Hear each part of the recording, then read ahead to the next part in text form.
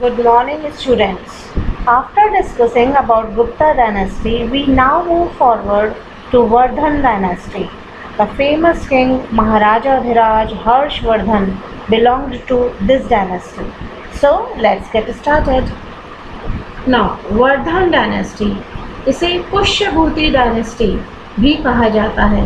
Pushyabhuti founded this dynasty in the 6th century AD at Thaneshwar near Delhi. Pushyabhuti was the devotee of Shiva, वो शिव के भक्त थे. इस dynasty के 3 राजाओं ने काफ़ी एरिया पे अपना रूल चलाया और वो थे Prabhakaran Vardhan, Rajyavardhan and Harshavardhan. After the death of Prabhakar Vardhan, उनके बेटे जो थे Rajyavardhan became the king. Soon after becoming the king he had to face many battles, बहुत सारी लड़ाइयाँ लड़नी पड़ी उसको. और वहाँ उस समय जो बंगाल में गौड़ किंग थे शशांक, उनके साथ वो ज़्यादा बहुत ज़्यादा लड़ाई, और वो काफ़ी ताकतवर भी थे. और उन्होंने उनका समय के साथ कभी युद्ध हुआ और उनकी वजह से जो राज्यवर्धन थे उनकी मृत्यु हो गई युद्ध करते हुए. इन 606 AD he was succeeded by his younger brother Harshvardhan. Harshvardhan ने राज्य संभाला 606 AD में, जब उनके भाई की डेथ हो गई. तो इस तरह से उन्होंने शुरुआत की. He ruled for about 40 years and took his dynasty power to its zenith. काफ़ी ऊंचाइयों तक वो अपने जो डायनेस्टी थी उसको बहुत ऊंचाइयों तक ले गए. उनको बहुत फेमस किया, उसे बहुत नाम कमाया. चूँकि he didn't have any child, so his death marked the end of the Pushyabhuti dynasty और वर्धन डायनेस्टी. और उनके साथ ही ये पुष्यभूति डायनेस्टी खत्म हो गई.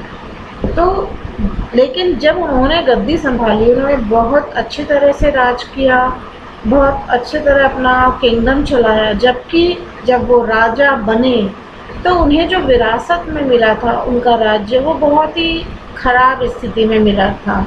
उनके जो बड़े भाई थे राज्यवर्धन, उनको शशांक, जो गौड़ राजा थे शशांक, उन्होंने मार दिया. और जो उनकी छोटी बहन थी उसको भी छुप करके अपनी जान बचाने के लिए भागना पड़ा. हालांकि फिर उन्हें अपनी वो बहन से ढूंढने में बहन को सफल हो गए. फिर उन्होंने एक ट्रीटी की, एक संधि की, समझौता किया. किससे? King of Kamrup. Kamrup is near Assam area, district in Assam. See this area is Kamrup. Nowadays it is in Assam. वहाँ राजा जो थे वो भास्कर वर्मा, उनके साथ उन्होंने ट्रीटी साइन की और शशांक से लड़ने के लिए भेजा उसकी बड़ी आर्मी के साथ. इन 620 AD when his army went to south, it was set back from the banks of Narmada. Narmada river के ही यहाँ से ही वो पीछे वापस भेज दिया, वो आगे जा ही नहीं सके. पुलकेशिन, जो चालुक्य के राजा थे पुलकेशिन, उन्होंने उन्हें नर्मदा पार करके साउथ साइड में आने नहीं दिया. लेकिन फिर भी उन्होंने जो एम्पायर यहाँ खड़ा किया, पूरा नॉर्थ इंडिया से लेके पूरा गुजरात, मध्य प्रदेश, उत्तर प्रदेश, जो आज के एरिया हम अगर देखें तो पंजाब, हरियाणा, उत्तर प्रदेश, दिल्ली, पाटलिपुत्र, जो मगध जिसे कहा जाता था पहले, बिहार, और ये थोड़ा सा ओडिशा का एरिया भी उनके कंट्रोल में आ गया था. तो काफ़ी बड़ा एरिया उन्होंने नॉर्थ साइड का, ईस्टर्न साइड का, वेस्टर्न साइड का कवर कर रखा था. फिर भी वो साउथ की साइड भी अपना अब एक्सटेंशन करना चाहते थे. लेकिन जो चालुक्य किंग पुलकेशिन थे वो didn't even crossed Narmada river. Harshvardhan didn't cross Narmada river because of this king Pulkeshin. The empire of Harshvardhan was spread to the ice-capped mountain in the north. North में हिमालय के बर्फ से ढकी हुई चोटियों से लेकर के to the banks of Narmada in south. to Ganjam in east. Ganjam is in district in Orissa, around here. This is. And to Vallabhi in west. It is written here Vallabhi. This is in Gujarat. Kannauj was the capital of this large empire. This Kannauj was the capital of its empire. His empire. This is shaded in map. This is Harshvardhan's empire, kingdom of Harshvardhan, and capital of Harshvardhan kingdom was Kannauj. Kannauj now it is in Uttar Pradesh. So let's move forward. Now Harshvardhan had acquired the title of Maharaja Dhiraj. He was a worshipper of Shiva and Sun. Earlier we have read that he was a devotee of Shiva.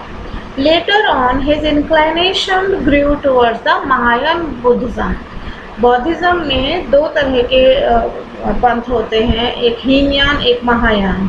तो उसका झुकाव धीरे धीरे हर्षवर्धन जो king थे उनका झुकाव Mahayana Buddhism की तरफ होता चला गया. और हर 5 सालों में वो प्रयाग इलाहाबाद में जहाँ पे कि गंगा और यमुना का संगम होता है वहाँ पे हर 5 साल में एक त्यौहार ऑर्गेनाइज करता था और वहाँ बहुत लार्ज अमाउंट में दान भी दिया करता था. चाइनीज़ पिलग्रिम ह्वेन सांग, keep in mind this name. Chinese Pilgrim जो चाइनीज़ तीर्थ यात्री थे उन्होंने इस फेस्टिवल जो वो ऑर्गेनाइज करते थे उसके 6th एडिशन में पार्टिसिपेट भी किया था. वो तब वहाँ मौजूद थे. Harshvardhan had written 3 dramas in Sanskrit. They are Naganand, Ratnavali and Priyadarshika. Many scholars like Van Bhatt, author of Kadambari and Harcharita, उनके समय में ये जो लिखी गई हैं वो मयूर, सुबंधु, मतंग दिवाकर, ईशान and ह्वेन सांग were almost permanent figure in his court. उनके दरबार में हमेशा ये लोग मौजूद रहते थे. ये लगभग 7th सेंचुरी के आसपास की बात है. अब 7th सेंचुरी और 8th सेंचुरी से एंशियंट टाइम धीरे धीरे ख़त्म होना माना जाता है हिस्ट्री में. और 8th से लेकर के 18th सेंचुरी को मिडाइवल हिस्ट्री बोला जाता है. तो वो भी ध्यान में रखते रहिए कि अब जो हम हिस्ट्री पढ़ रहे हैं धीरे धीरे हम मिडाइवल पीरियड की तरफ बढ़ रहे हैं. Now the next dynasty is पाला डायनेस्टी, पाल वंश. As we are now moving forward to Pala dynasty from 8th century to 12th century. The Pala dynasty is believed to be founded by Gopal in 750 AD in Bengal. 750 AD means 8th century, first half of 8th century. Dharmapal, the second king of this dynasty, is considered as the greatest ruler of this dynasty. He succeeded in spreading his empire up to Kannauj. वो काफ़ी महान rulers में से थे इस dynasty के और उन्होंने अपना एम्पायर कन्नौज तक फैला लिया था. He was able to protect his empire even during the tripartite struggle with Pratihara and Rashtrakuta. वो अपने एम्पायर को ट्राइपार्टाइट स्ट्रगल के टाइम पे भी प्रतिहार और राष्ट्रकूट दोनों से ही सुरक्षित करने में सफल हो पाए थे. What is this tripartite struggle? There was always remain a struggle between these 3 dynasties, namely Pal, Pratihar and Rashtrakuts, to occupy or conquer the area of Kannauj. Why Kannauj? Actually this area Kannauj is in Doab of northern plains. Doab means the land between 2 rivers, Ganga and Yamuna. Because of this it was very fertile. दो नदियों के बीच की जो ज़मीन है वो बहुत fertile होती है. And to get this fertile land they were always used to struggle. And since the three parties always involved in this struggle, it is called tripartite struggle. His son and successor Devpal too won many battles. उनके जो बेटे थे और वो successor भी बने, उन्होंने कई युद्ध जीते। देवपाल ने फिर अपनी कैपिटल को पाटलिपुत्र से बंगाल शिफ्ट कर लिया। जो सुमात्रन किंग बालपुत्र देव थे, उन्होंने अपने राजदूत को भी उनके दरबार में भेजा था। Devapala was succeeded by weak kings. उनके बाद जो राजा आए वो उतने महान नहीं बने या उतने ताकतवर नहीं थे जितने कि उनसे पहले वाले थे, देवपाल और उनसे भी पहले जो धर्मपाल। ये लोग उन्होंने अपने जो एम्पायर था उसको बहुत संभाला, बहुत अच्छे फैलाया, नाम किया। बट उसके बाद देवपाल के बाद जो राजा है वो बहुत वीक रहे। The Pala rule weakened due to weak kings and due to sustained attacks of Gurjara Pratihara. एक तो वो थे ही कमज़ोर और दूसरे बार बार गुर्जर प्रतिहार जो डायनेस्टी थी वो बार बार उनके एरिया पे अटैक कर रही थी। During the reign of 9th king Mahipal, the Chola king Raja Rajendra I had conquered the area up to Ganges and about 1023 AD। राजा राजेंद्र चोला ने भी उनके एरिया पे काफ़ी हद तक कब्जा कर लिया था। He was a great ruler of Chola dynasty. We will discuss him about in Chola dynasty later. The power of the Pala dynasty became very weak by middle of the 12th century.